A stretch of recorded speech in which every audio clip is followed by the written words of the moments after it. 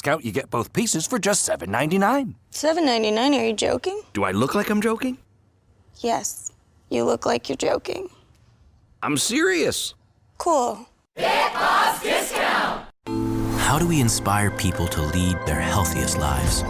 How do we bring everyone together so that healthcare finally works for all of us? We know how. We are the how. Optum.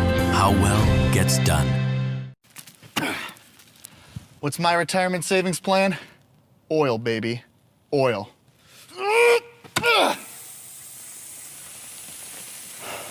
Sprinkler pipe. Diane! Ready or not. Gillette Pro Glide and Pro Glide Gel. 5 blades and a pivoting flex ball designed to get virtually every hair on the first stroke while washing away dirt and oil. So you're ready for the day with a clean shave and a clean face. For over 60 years, this team has transformed itself into a championship organization. For over 160 years, our team has demonstrated a similar mentality. There are no days off. Our front lines are fortified by people who sacrifice individuality for the team. Our shelves are also stocked with the best quality products and ingredients. Our team members know their roles. We're proud to do our jobs. Shaw's, the official supermarket of the 6-time champion New England Patriots. My Caleb sofa and love seat. With Bob's discount, you get both pieces for just $7.99. $7.99? Are you joking? Do I look like I'm joking? Yes. You look like you're joking. I'm serious. Cool. How do we inspire people to lead their healthiest lives? How do we bring everyone together so that healthcare finally works for all of us? We know how. We are the how. Optum. How well gets done. What's my retirement savings plan? Oil, baby. Oil.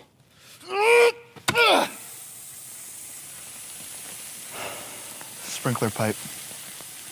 Diane!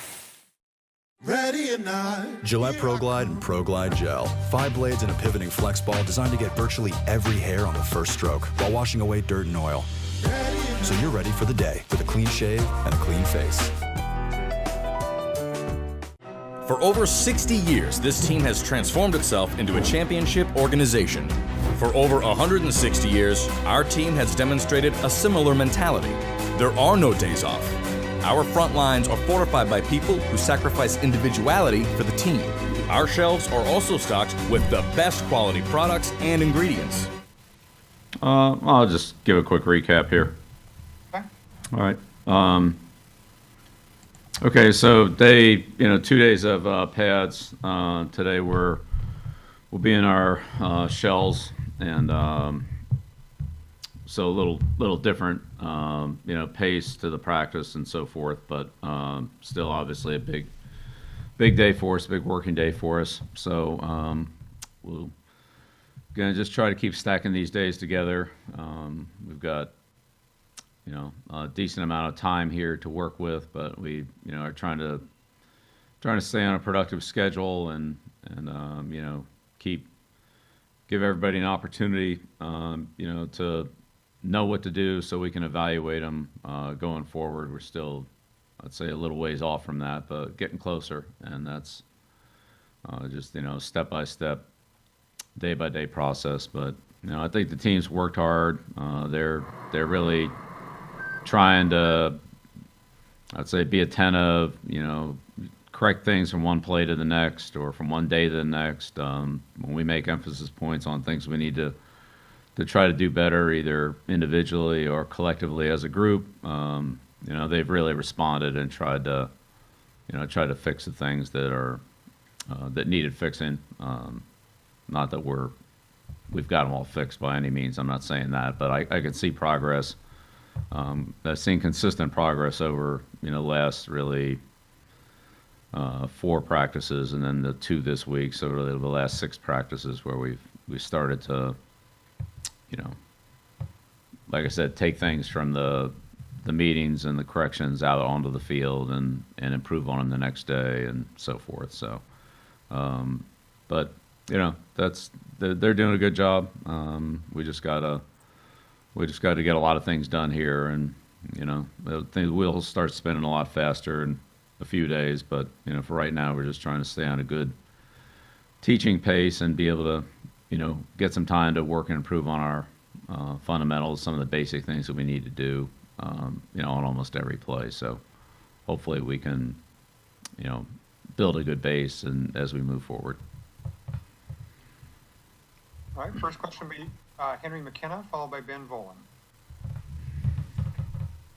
Morning, Bill. How's it going? Good, Henry. How you doing? I'm well. So I don't think we've asked you about the Lamar Miller signing.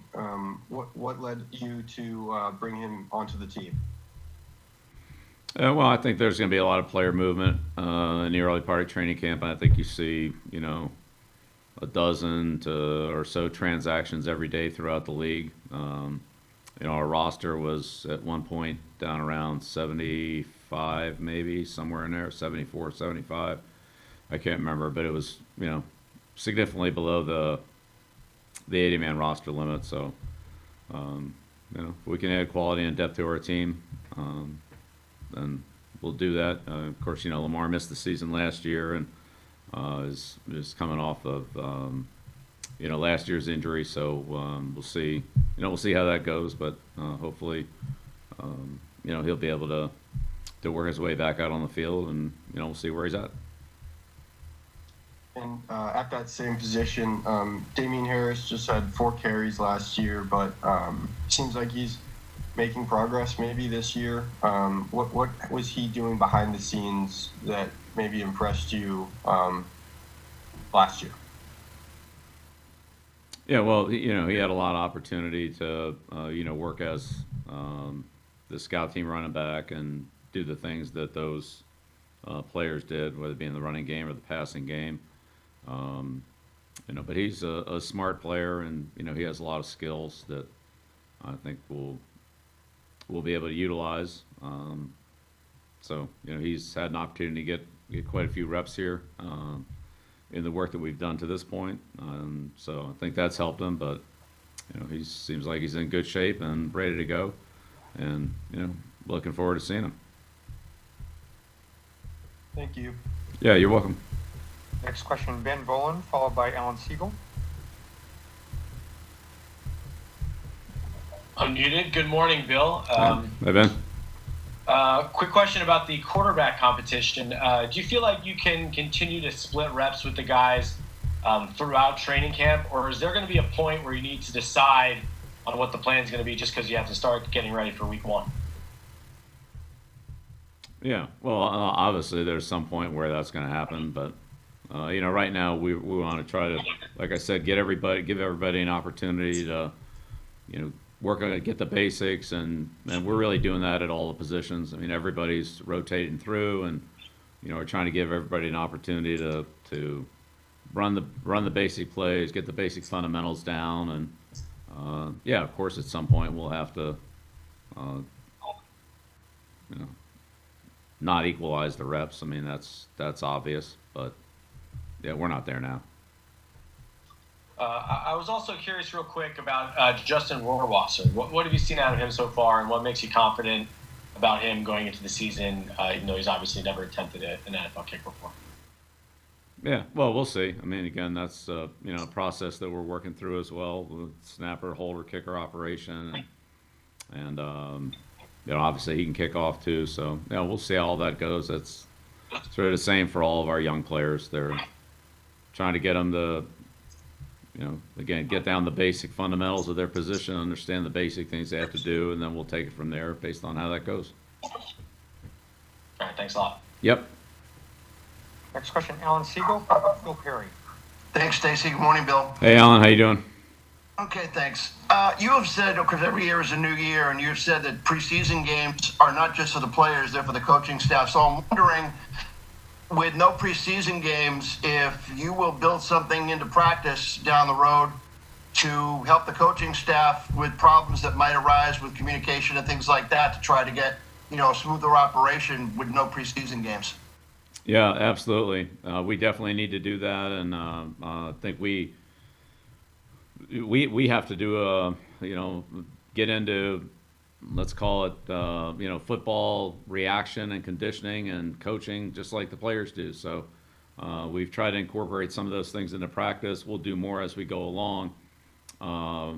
But that's definitely a challenge for us. Again, regardless of, we have some new coaches on the staff. We also have some of us that have been here a while, but it doesn't make any difference. It's the same for all of us. We have to be able to, get to do our jobs effectively, be able to communicate, and, make adjustments and make sure that we can, have the right kind of in-game communication. And we're a ways off from that, but I think the first thing we've got to do is just be able to, do a good job of coaching and seeing things on the field and making corrections and making adjustments and things like that. So, yeah, it's definitely part of this is geared towards the coaches' development as well as the players' development.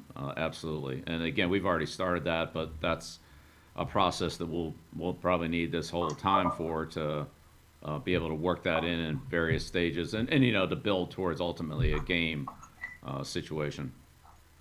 Yeah, Thanks, Bill. Great question. Yeah, thank you. Next question, Phil Perry, and I would ask anyone else who wants to ask a question, please use the raise hand function on the participant list.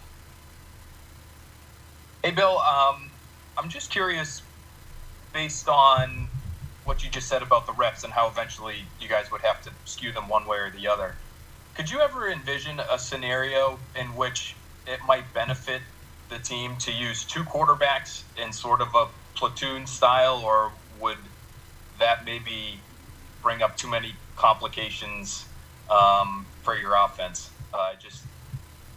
If you have two guys that maybe have different skill sets, could that potentially benefit the team? Yeah, it might. Look, I would always say I'll do it. I think it's best for the team. What gives us the best chance to win. So, whatever that is, I would certainly consider that. If it's run unbalanced line or double unbalanced line or 23 personnel or whatever it is. If it helps us win, then I would consider anything. Thanks. Coach, we set a new record, the fewest questions for a conference call. So we are done. Thanks, everyone.